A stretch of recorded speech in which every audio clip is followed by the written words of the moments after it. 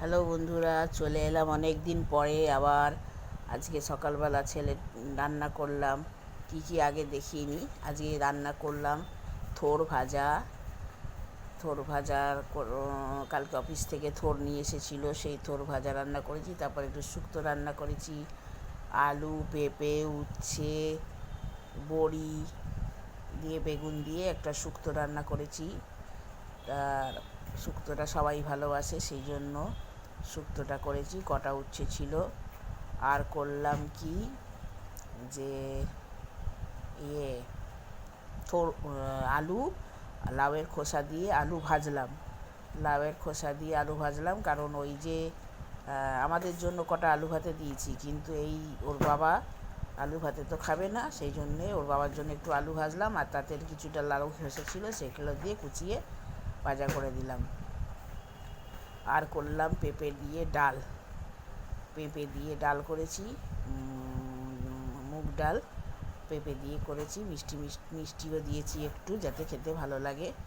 তারপরে মেয়েটাকে দিলাম মেয়েটাকে ভাত মেখে দিয়ে আজকে একটু নতুনত্বভাবে স্কুলে যাওয়ার সময়টা থোড় ভাজাটা করেছি। আচ্ছা, নতুনত্বভাবে মেয়েটাকে ভাতটা মেখে দিলাম। একটু ঘি, একটা আলু সেদ্ধ, একটু কাঁচা লঙ্কা আর একটু হলুদ দিয়ে ভাতটা এত সুন্দর মেখে দিলাম। আমার মা ছোটোবেলায় আমাদের এরকম মেখে খাওয়াতো বলে আমার হঠাৎ মনে হলো। এবার চলে এসেছি সব ছেড়ে সুরে ওদিকটা।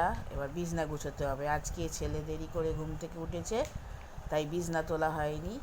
এইবার আমাকে বিছনাগুলো তুলতে হবে। ছড়ানো ছিটানো রয়েছে। বাইরে তো দেখছি খুব বৃষ্টি নেমেছে। মেয়েটা বোধহয় স্কুলে গেল, ভিজে গেল। আমার ছাতা নিয়ে গেছে, কিন্তু ও তো নিজে সামলাতে পারবে কিনা জানি না।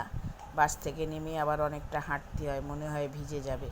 এমন সময় বৃষ্টিটা নামলো, এখনও সে স্কুলে পৌঁছায়নি। হ্যাঁ, যখন তখন বৃষ্টি নেমে যাচ্ছে।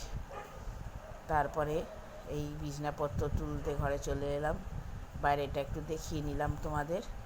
এবার বিছনাপত্র তুলে তারপরে ছেলেকে চান করাবো। তারপরে করব। বিছনা তোলা হয়ে গেছে। আমাদের খাটের এই হাতলটা কোনো রকম যাতে দাগ না লাগে, সেই জন্য খাটের হাতলের ওপরে আমাদের কিছু কাপড় চোপড় চাপা দেওয়া থাকে।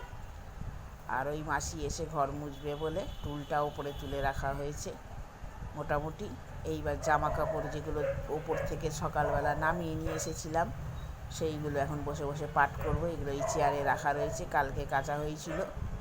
আজকে আবার মেলে সেগুলো নামিয়ে নিয়ে এসে এইবার এগুলো পাট করে জায়গা মতন রাখতে হবে।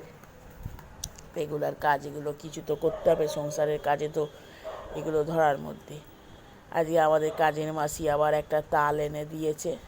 নাও, তার জন্য আবার কিছু খরচাপাতি আছে। তালটাকে বড়া বানাতে হবে বলে গেল। সুজি এনে রেখো বৌদি, নারকোল এনে রেখো, সব ও সহযোগিতা করবে। আমি কোনো দিন বানাইনি, খেয়েছি, খেতে ভালো লাগে, কিন্তু বানাইনি কোনো দিন।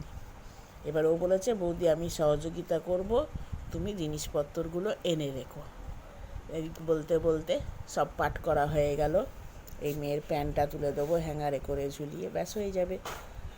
আর